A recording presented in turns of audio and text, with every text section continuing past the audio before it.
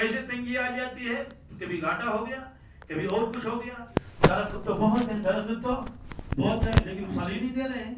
इसीलिए यहाँ कश्मीरी ने दरख्त को क्या करना शुरू कर दिया, काटना शुरू कर दिया, और वो सब काट रहे हैं पुरानी दरख्त, अब नए दरख्त लगा रहे हैं। अब नए दरख्त भी 1-2 साल तक 3 साल तक दे देंगे, अगर उन पर भी वही गुनाहों का असर पड़ गया तो क्या होगा। आदमी सोचता है सिर्फ शराब पीना गुनाह है, लेकिन अल्लाह का कोई भी हुक्म टूट जाए वही तो हर वो गुनाह है। कल मेरे पास एक शख्स ने फोन कर लिया, अजीब ताज्जुब होता है। उसने कहा कि इशा की नमाज में भी अकेला था, क्या था, फजर की नमाज में मैं अकेले पढ़ता हूँ, कोई आता नहीं गाँव वाला। तो हदीस में है आपने सलाम फेर लिया, चेहरे मुबारक लोगों की तरफ किया, फिर ऐसे फरमाया कि फला आदमी है नमाज में। सहाबा किराम ने यूं देखा, कहा हजरत नहीं, कहा फला आदमी है, तो वो भी नहीं है। तीसरा नाम आपने ले लिया, फला शख्स है नमाज में। सहाबा किराम ने यूं देखा, हजरत वो भी नहीं। आपने फरमाया मुनाफिकीन के ऊपर ये 2 नमाजें भारी होती हैं, एक इशा की और फजर की। वह इशारा कर दिया कि जिनका नाम मैंने ले लिया ये सहाबी नहीं है, ये मोमिन नहीं, मुनाफिक है क्या। तो हदीस में चूंकि बताया गया कि मुनाफिक के ऊपर ये 2 नमाजें भारी हो जाती हैं, तो निफाक की 2 किस्में क्या, निफाक एतिकादी, निफाक अमली, निफाक के। तो इस एतबार से उम्मत निफाक में मुब्तला है, अमली निफाक में, कि ये 2 नमाजें भारी हो जाती हैं, इशा और फजर। फजर तो और ज्यादा भारी हो जाती है। अब सुन लो उसने क्या कहा। उसने कहा मुझे बहुत अफसोस है, मैं जमात के साथ नमाज नहीं पढ़ सकता, इसलिए कि जब अकेला हो तो क्या पढ़ेगा। उसने जुमला क्या कहा, सीधा साधा बेचारा। उसने कहा क्या मैं अपनी अहलिया को साथ ले सकता हूँ मस्जिद। यही हाल हो गया, यहाँ तक पहुँच गए। मैंने कहा नहीं, ऐसा न करना, आपको जमात का सवाब मिल जाएगा पूरा, क्योंकि आप मस्जिद में हैं, वहाँ कोई है। मैंने कहा वहाँ गांव वाले नहीं कहा है, लेकिन आता कोई नहीं। मैं खुद एक मस्जिद में गया, मैंने अजान दे दी ज़ोहर की, कई साल पहले की बात है। सुन्नतें पढ़ ली, 1:30 बजे नमाज तो होती है यहाँ अक्सर, तो 1:30 बजे वहाँ बोर्ड लगा हुआ था। अब 1:35 हो गए, कोई नहीं आया। जब 1:35 हो गए, मैंने कहा यहाँ तो कोई आएगा ही नहीं, तो मैंने नमाज पढ़ ली अकेले। उसमें भी फिर 5-10 मिनट लगे, सुन्नतें फर्ज, कोई नहीं आया वहाँ। बाहर मस्जिद से निकला, देखा कि लोग दुकानों पर हैं और काम कर रहे हैं, सहनों में हैं वगैरह। अजान मैंने खुद दे दी लाउड स्पीकर पर, लेकिन कोई नहीं आया। ज़ोहर की नमाज मैंने अकेले उस वक्त पढ़ ली। तो ये हाल है। इसलिए फरमाया कि गुनाहों की वजह से भी आदमी रिज़्क़ से महरूम हो जाता है। और इधर से एक बात और भी है, अल्लाह ताला बात बात पर पकड़ते नहीं है, लेकिन जब पकड़ेंगे अल्लाह बचाए, 100 सुनार की और 1 लोहार की। बहरहाल इसमें यह अल्लाह ताला ने फरमाया कि हमने आसमान से ये बरसाया कौन, पानी, और लोगों फानज़लना मिनस समाई मान फास्क़ैनाकुम वमा अंतुम लहू बिखाज़िनीन। तुम उसको स्टॉक नहीं कर सकते, किसको, पानी को। तो बताइए अगर अल्लाह ताला पूरे साल का 1 मरतबा पानी दे देंगे, हम कहाँ रखेंगे। चलो आप कहेंगे जहाँ बड़ी बड़ी टैंकियां बनाएंगे, खेत को क्या करेंगे।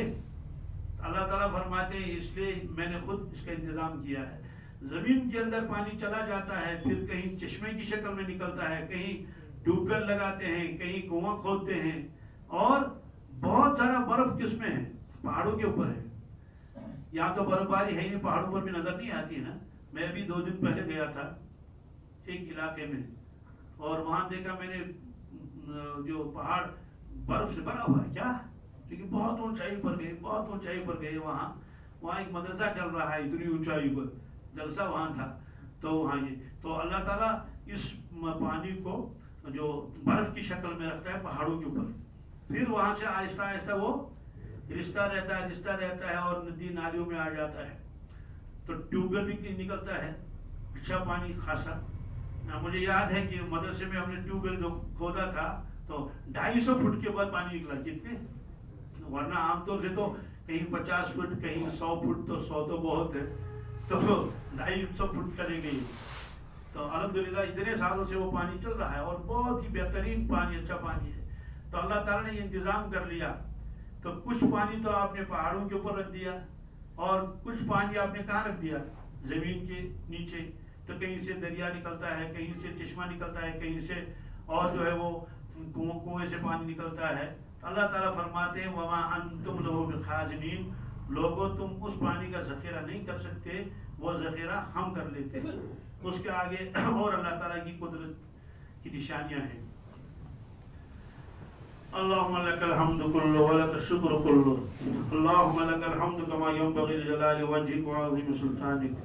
اللهم صل على سيدنا محمد وعلى آل سيدنا محمد وبارك وسلم عليه, وصل على جميع الأنبياء والمرسلين وعلى ملائكتك المقربين وعلى عبادك الصالحين. رب اغفر وارحم وانت خير الراحمين.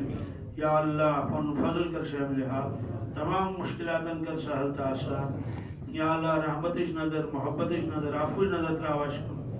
یا اللہ دینش کر حفاظت, دین دارن کر حفاظت, دینی ادارن افرادن کر حفاظت رچ, یا جماعتش کر حفاظت رچ, سنس ایمانش کر حفاظت رچ, سنس اہل عیالش کر حفاظت رچ.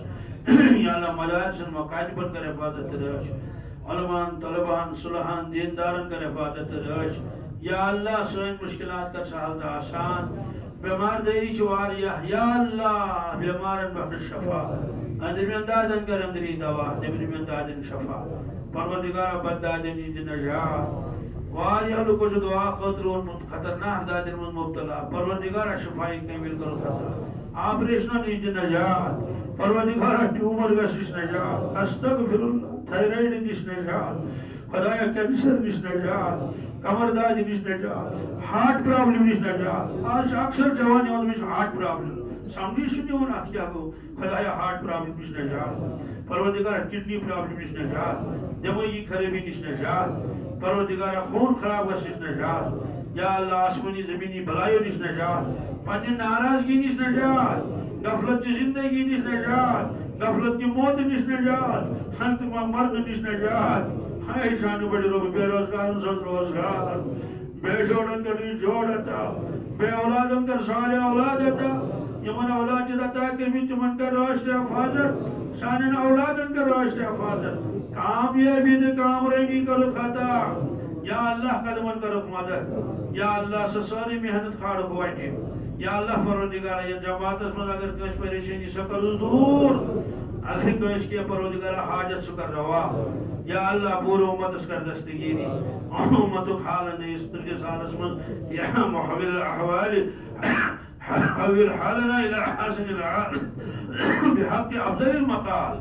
یا اللہ سانے ارواحن مغفر درجات کرو بلند, طریق رحمت کرو.